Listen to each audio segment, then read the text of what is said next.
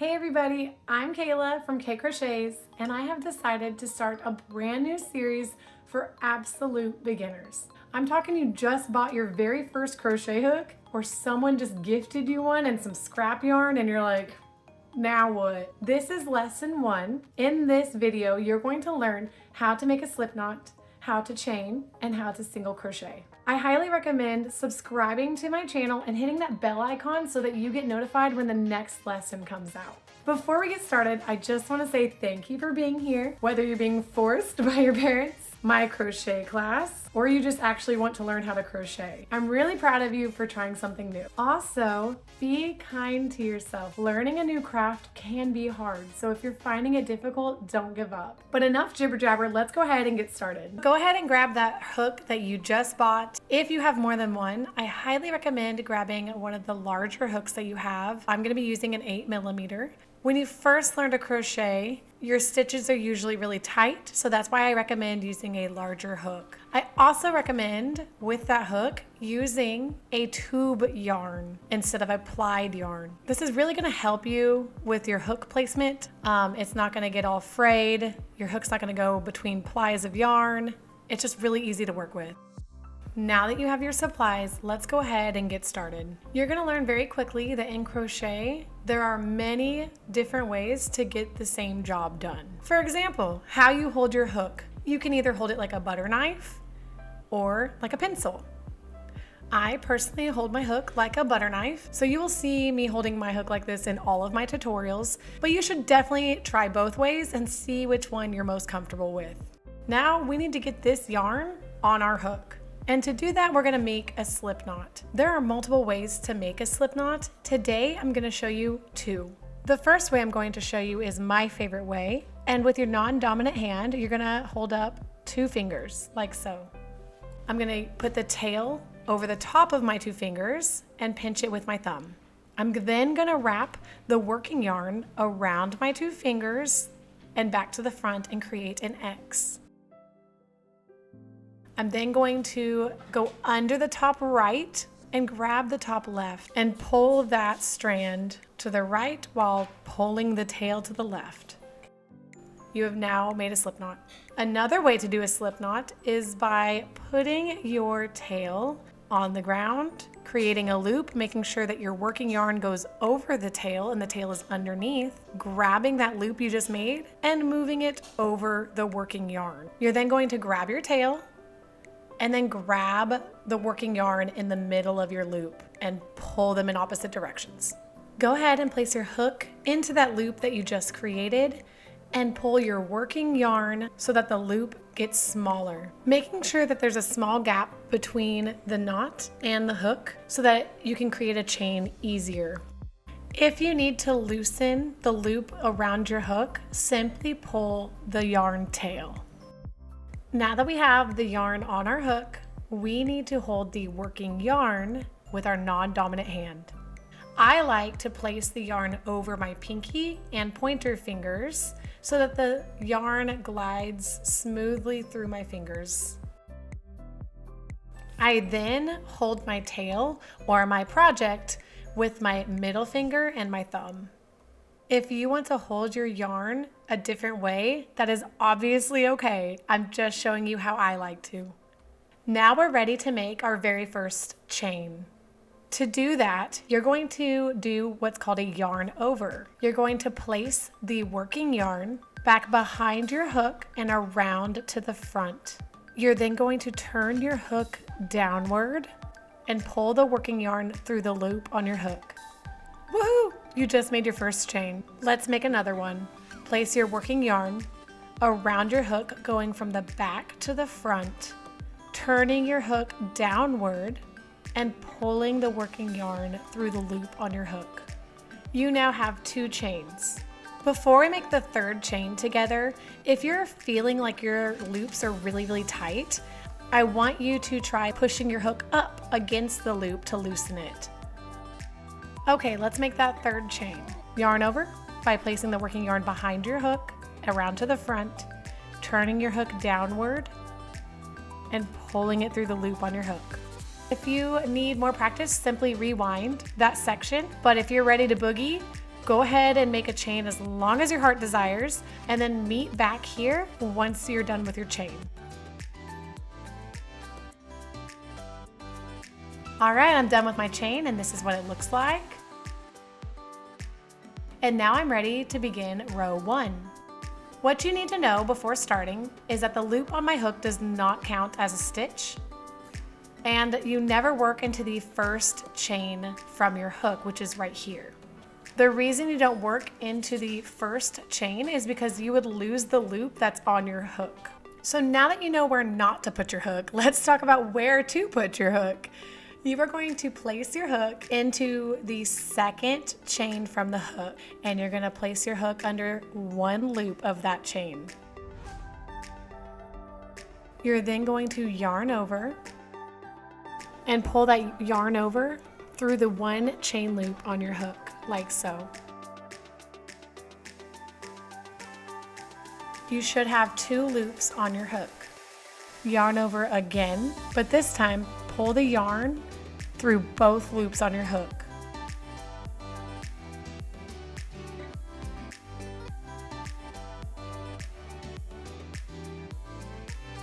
And you just created your first single crochet. Okay, let's make another one together. Find the next available chain and place your hook under one loop of that chain. Yarn over and pull up a loop. You should have 2 loops on your hook. Yarn over again and pull through both loops on your hook. Now, before we make our third single crochet, I just want you guys to be able to see what a single crochet looks like. The front of it is gonna have what looks like a V and a horizontal bar on the top. So let's go ahead and make one more single crochet together, and then I'm gonna let you guys work across the entire chain. You're gonna place your hook under one loop of the next chain, yarn over, pull up a loop. You now have 2 loops on your hook. Yarn over again, pull through both loops on your hook. Okay, I'm gonna go ahead and let you guys finish making single crochets for your entire chain, and we will meet at the end of row 1.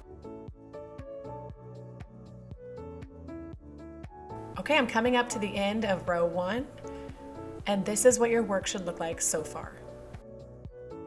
I want you to go ahead and lay your work down because we are going to flip it. Your hook is now attached to the loop at the end of your row, and so we no longer can work across those stitches. So what we need to do is grab the end that doesn't have your hook and flip it over the end that does have the hook, like so. I'm gonna show you one more time. You're gonna take the right side, or the side that doesn't have your hook, and flip it over the side that does have your hook.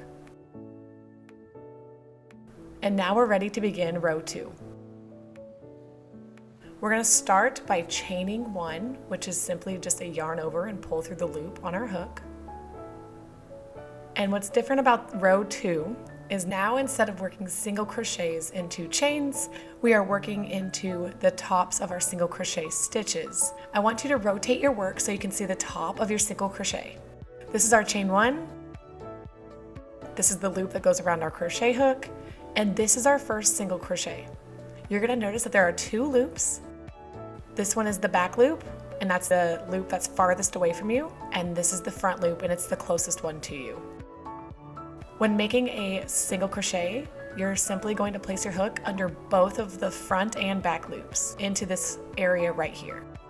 So go ahead and place your hook under both loops of the first single crochet and finish making a single crochet just like you normally would by yarning over, pulling up a loop, and yarn over, pull through both loops on your hook.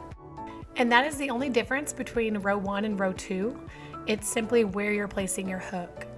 So go ahead and work another single crochet in the next stitch, making sure to place your hook under the top 2 loops.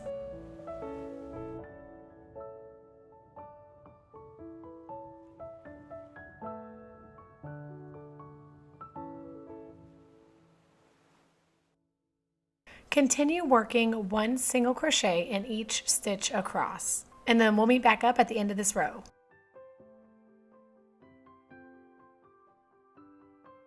I'm placing my last single crochet, and this is what your work should look like so far. And now we have to prepare to flip, because at the end of every row, it's going to say turn your work. And this is what it means. You're going to grab the end that doesn't have the crochet hook and flip it over the end that does have your crochet hook. So now you're ready to work across it. And row 3 and beyond are going to be the exact same as row 2. You're going to chain 1, single crochet in each stitch across, and then turn your work. You're going to go ahead and do that until you reach the desired length. Once you reach the length that you want, meet back here and I'll show you what to do next.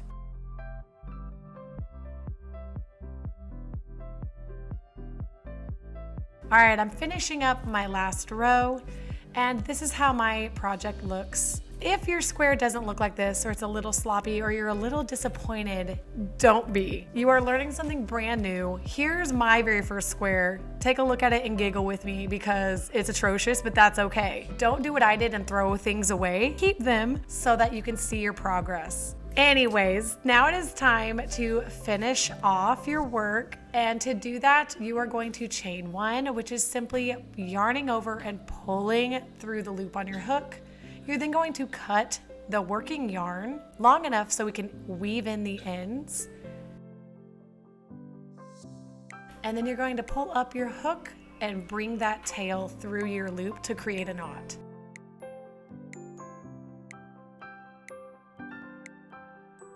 Now you're going to grab a blunt threading needle and we're going to weave those tails into our work. And what that means is you're going to place a tail into the eye of the needle.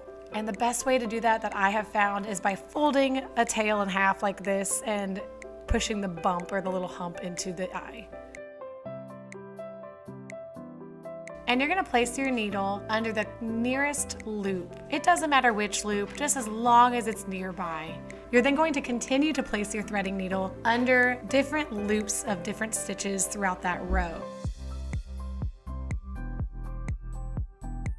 Once you reach a couple inches, you're then going to pull your threading needle through and pull that tail. Now make sure not to pull too tight or it will distort your work.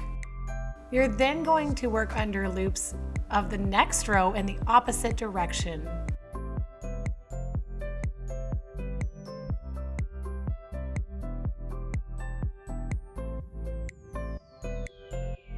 And you're going to do that one more time for a total of 3 rows. Once finished with the 3rd row, grab those scissors, cut the tail, and watch the magic of weaving in your ends happen. You will no longer see your tail.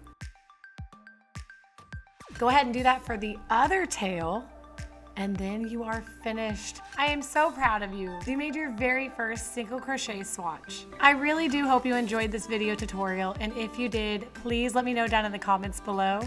Other than that, I hope you guys have a great day and happy making.